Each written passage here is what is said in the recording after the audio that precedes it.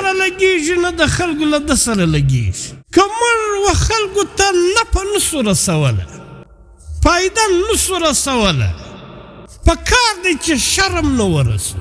که موږ څوک خوشحاله کولی نسو، پکار دی چې پریشان یې هم نه کړو. چې نبی علیه الصلاة والسلام فرمایي چې ته زما له امته نه یې، د دې به بیا نبی علیه الصلاة والسلام څنګه شفاعت کوي.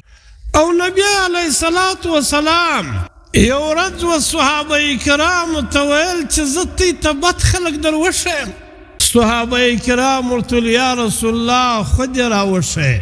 نبی علیه الصلاة والسلام وفرمایل چې هغه سړی ډېر بد سړی دی چې هغه تنها ډوډۍ خوري، کړې خوري او خپل ماتحت ویي مرئي، او دی بخش او رحمت نه لري.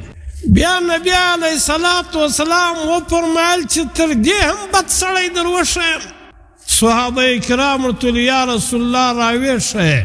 نبی علیه الصلاة والسلام وفرمایل چې تر دې بد سړی هغه دی چې دی له خلکو سره بغض کوي، خلک له ده سره بغض کوي، نه د ده له خلکو سره لګېږي نه د خلکو له ده سره لګېږي. بیا نبی علیه الصلاة والسلام وفرمایل چې تر دې هم بد سړی در وښیم.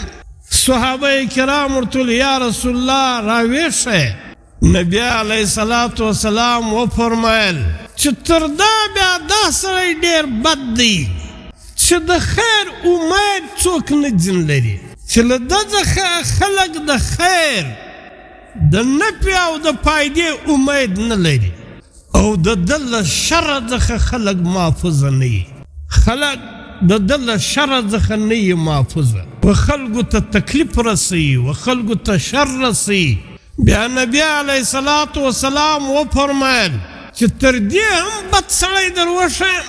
صحابه کرام ورته ویل یا رسول الله خود یې راوښیه. نبی علیه الصلاة والسلام وفرمایل چې تر دې هم بد سړی هغه دی چې خلک و ده ته معذرت وکړي، معافي ځینې وغواړي او دی معفو نه کوي، دی معافي نه کوي.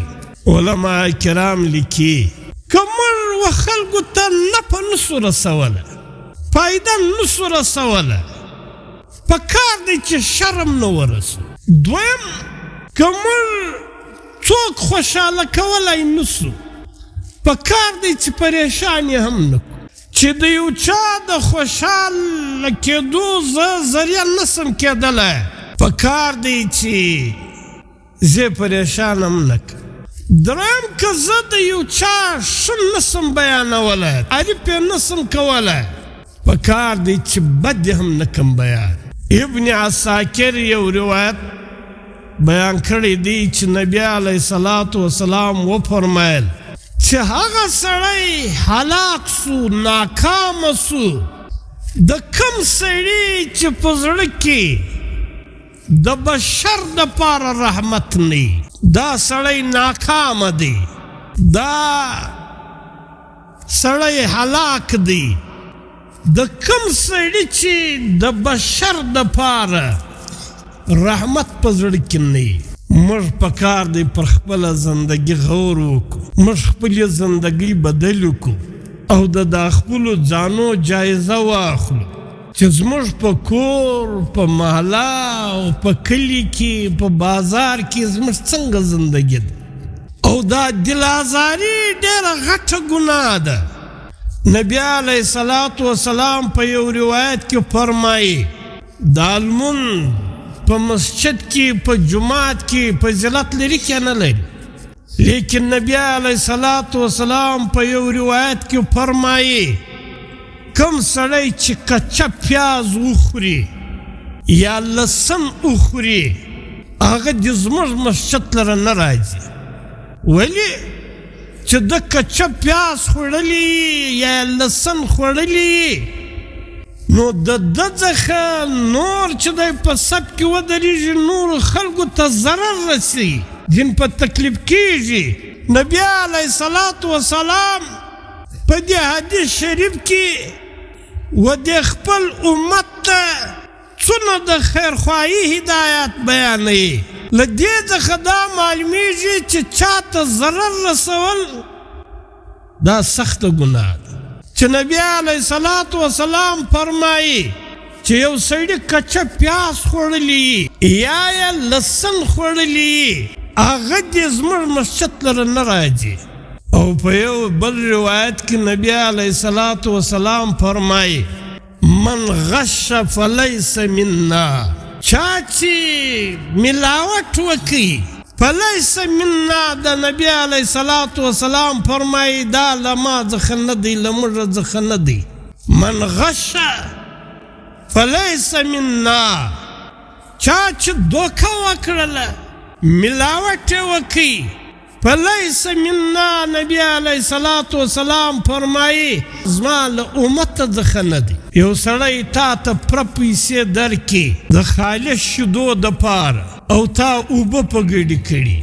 تا پوډر په ګډ کړی دا د دې حدیث لاندې رالی که نه را یو سړی تا ته پوره پیسې درکړي له تا څخه خالصه شات غواړي او ته داسې شات ورکوې چې په هغه بره ګډوي دا تر دې حدیث لاندې راځي که نه راځي من غش فلیس منا یو سړی له تا څخه خالصه د لاس غوړي اخلي او تا په هغه باندې نور شیان ګډ کړي دا تر دې حدیث لاندې راځي که نه راځي ولې دا تا د دا سړي دلازاري وکړه دا سړي ته تا تکلیف ورکوي او ته به په زموږ تی په دا امید یو چې زموږ پیغمبر به مهربانه دی شفقت کوي په ورځ د آخرت به زما شفاعت کوي او چې نبی علیه الصلاة والسلام فرمایي چې ته زما له امته نه